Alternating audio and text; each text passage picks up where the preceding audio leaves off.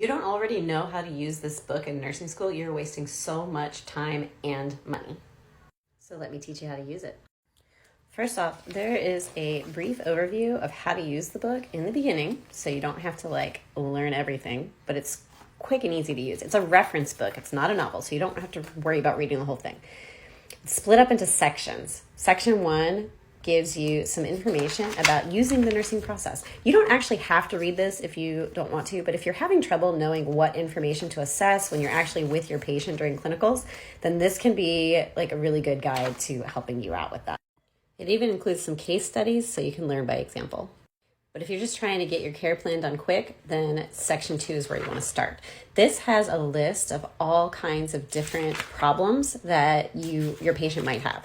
So you can see alopecia, which is a type of hair loss, allergies, alcoholism, and it's all alphabetized. So congenital heart disease, congestive heart failure, right? Conjunctivitis. So whatever.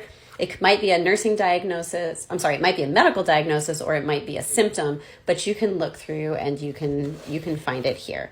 Okay. And so once you go with that, then you will say, so let's just say, let's look at something like COPD, chronic obstructive pulmonary disease. You can see now it's going to list a bunch of suggested nursing diagnoses that are often associated with this particular issue. And it could even be something let me see, if you're doing pediatrics, maybe you see croup. And if it's croup, for croup though, it gives you other suggestions. So not croup, but look for respiratory infections. So then you can just look up in the same section to look up for respiratory infections and get it there. Let's go back to COPD and we can pick one of the nursing diagnoses, let's say impaired gas exchange.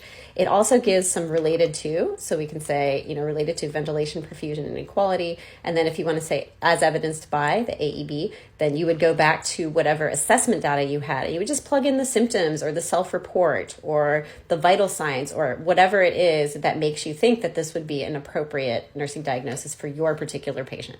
Then you look up that nursing diagnosis in section 3. This is where you get the detailed information, more information about what you should put into your nursing care plan. So you have more characteristics, more risk factors if needed, all this great information. You don't use it word for word, but you use it to pick and choose what's appropriate for your particular patient. And then it has a whole ton of nursing interventions with rationales. And when they have them available, they even include all of the different original research articles where they get that from. I'll do a part 2 to address some common concerns when writing care plans using this book.